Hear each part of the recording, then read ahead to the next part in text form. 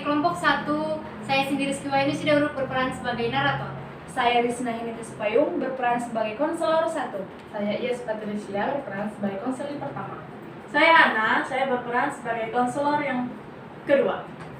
Saya Mitra Novita Sari berperan sebagai konselor kedua. Saya Daniel Kaspera sebagai kameramen. Saya Arun Purba sebagai editor. Selamat menyaksikan. Bye. Konseling merupakan proses pemberian bantuan oleh konselor kepada konselingnya. Nah, dalam proses pemberian bantuan ini atau dalam proses konseling ini, tentu saja calon-calon konselor mutlak harus memiliki keterampilan-keterampilan tertentu. Nah, dalam video kali ini kita akan membahas tentang keterampilan kedua dalam keterampilan-keterampilan konselor. Nah, keterampilan kedua tersebut yakni keterampilan opening atau pembukaan. Apa itu keterampilan opening? Nah, pada video kali ini kita akan menjelaskan tentang keterampilan opening. Keterampilan opening atau pembukaan adalah keterampilan atau teknik dalam membuka atau memulai komunikasi dalam sebuah hubungan konseling. Nah, untuk mengetahui lebih lanjut bagaimana sih itu keterampilan konseling, mari kita simak video berikut ini.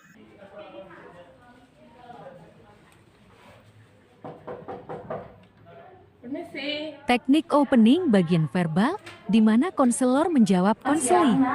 Teknik opening bagian nonverbal, di mana konselor mempersilahkan konseli duduk.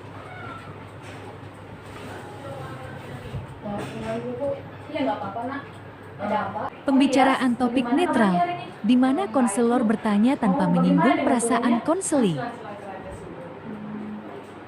Nah, setelah kita melihat video tersebut, apakah kita sudah memahami bagaimana itu keterampilan opening dalam sebuah konseling? Nah, di sini saya akan menjelaskan hal-hal yang perlu kita lakukan, yang perlu dilakukan oleh konselor dalam melakukan keterampilan opening, yakni yang pertama penyambutan. Nah, dalam proses penyambutan ada dua macam, yakni verbal dan non-verbal.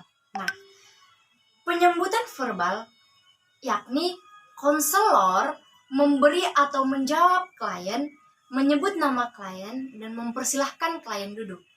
Nah, pada penyambutan nonverbal, di mana konselor segera membuka pintu untuk ruang konseling, berjabat tangan dengan klien, senyum dan ceria, mendampingi klien dan mengiringi klien sampai duduk di tempat duduk.